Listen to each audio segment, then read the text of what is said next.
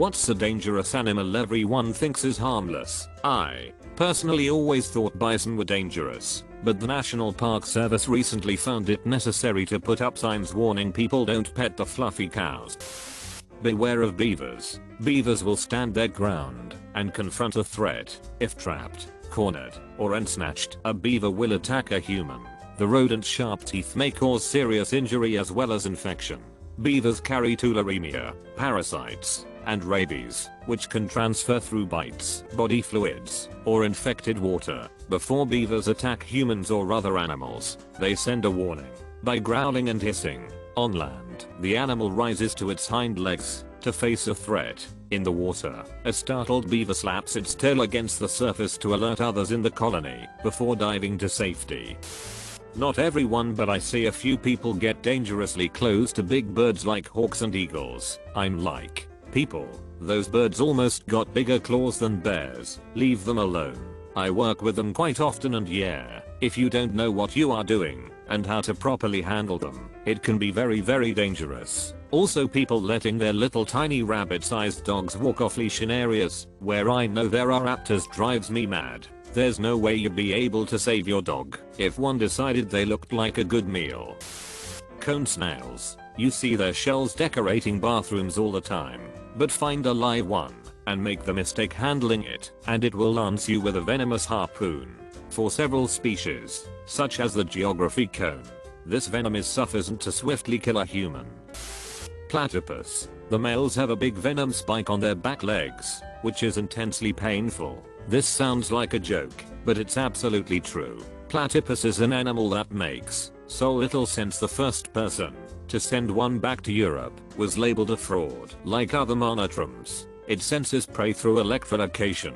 It is one of the few species of venomous mammals, as the male platypus has a spur on the hind foot that delivers a venom capable of causing severe pain to humans. The unusual appearance of this egg-laying, duck-billed, beaver-tailed, otter-footed mammal baffled European naturalists when they first encountered it, and the first scientists to examine a preserved platypus body in 1799 judged it a fake made of several animals sewn together. 5. Wikipedia. Bison. Every year someone gets hurt or killed in Yellowstone because they think the bison are slow and dumb, and you can take selfies with them. Really, they are quick and powerful, but have poor eyesight. As you approach a bison, it may not see you until you are close. Then it can panic and gore you. My answer: horses. As someone who grew up on a horse farm, a lot of people simply don't understand how devastating a kick from a horse can be. On top of that, a lot of people don't know basic horse safety. Even so, horses can still get spooked. My dad once got kicked in the groin, not even at full force, and had a bruise on his stomach the size of a dinner plate. Dragonflies. But not to people. I went off the beaten path hiking around an old slate town, and there was a lot of horse/deer flies buzzing around attacking me. I came across the edge of a huge beaver pond that hasn't really been touched by humans in 100+ years. As soon as I get to the marshy beach, all of a sudden I see these little flashes of black zooming around my head, and all of the flies are gone. These dragonflies came in and took them all out in a matter of seconds mid-goddamn flight. Hamsters. Little thing bit my finger when all I tried to do is feed it a stupid little carrot. I read a few years back that you're not really meant to handle hamsters, and they just generally don't like being touched. Unlike other small animals such as pet rats, you're just meant to put them in their colorful cage and watch them. Especially if you get an adult from the pet store, you have to slowly train them to not mind human interaction. It really explains why the random unhandled adults from the pet store bit me so often.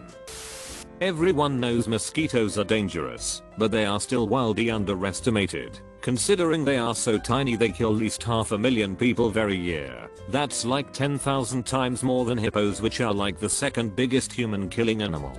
There is a theory that malaria accounts for 50% of all humans' deaths in history. Probably not true though, and yet people still think of them as tiny annoying pests, when they are arguably the biggest problem to mankind ever.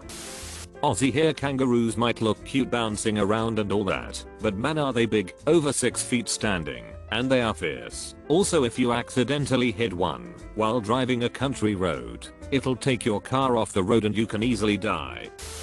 Chimpanzees. Growing up I thought chimps were friendly. It wasn't until college I did work placement at the zoo. When we got told we were feeding the chimps I was so excited until they told us it was through the bars, and very carefully they told us about how the group of females had turned on one of the male chimps recently and literally ripped chunks off him. After that I read about the lady that her face ripped off by her pet chimp. Apparently they're smart and will attack the hands and face first to stop you from defending yourself. Cute as hell, but no longer the cuddly fluffers I thought they were.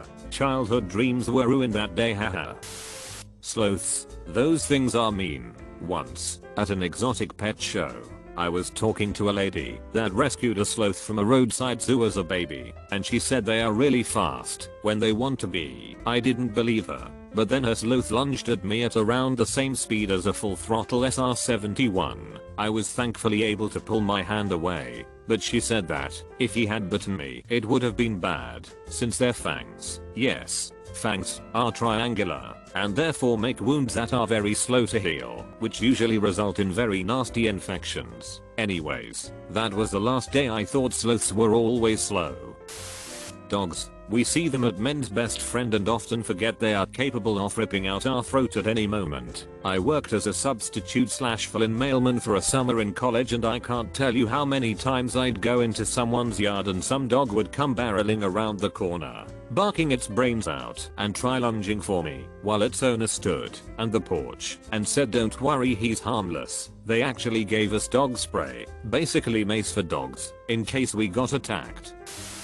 Domesticated animals are the most dangerous for reasons of proximity to humans alone. Dogs, cats, and exotic pets cause an insane number of injuries. Add to that infections from bites and scratches. Then you have larger animals like cattle, horses, and pigs. All of those can mess you up if you get unlucky or don't know how to act around them. Skunks and raccoons due to rabies. Platypuses are venomous. Prairie dogs in the mountain west can harbor plague. Some bats are known to harbor particularly virulent viruses that don't hurt the bats, but can kill people, like SARS-1 and Ebola. A bunch of birds can harbor bird flu, although it may not hurt them, such as ducks. Your cat you let go outdoors can get toxoplasmosis and give it to you. During mating season, elk, even deer can be aggressive in mating season. I picked a tweaker hitchhiker up the other day, and he had some very fascinating observations from living outdoors in the forest for the last several years. He said everyone who may encounter a mountain lion should learn the hiss of a skunk right before it sprays. He had used the sound to make them stop following him, stop investigating his tent. Although getting sprayed as a human is gross, and that's most of the harm. Predators that get sprayed, and especially mountain lions, can often die from being cut off from their social network out of fear they will spread the scent. The smell keeps them from being able to hunt effectively, and then their family doesn't share, and they can starve. Most people's dogs. The reality is, a lot of people own dogs that they can't physically restrain if needed. Everyone thinks their dog could / would never hurt anyone or anything, but they have no idea what to do if their dog decided to bite someone and couldn't even if they wanted to. It's actually complete incompetence,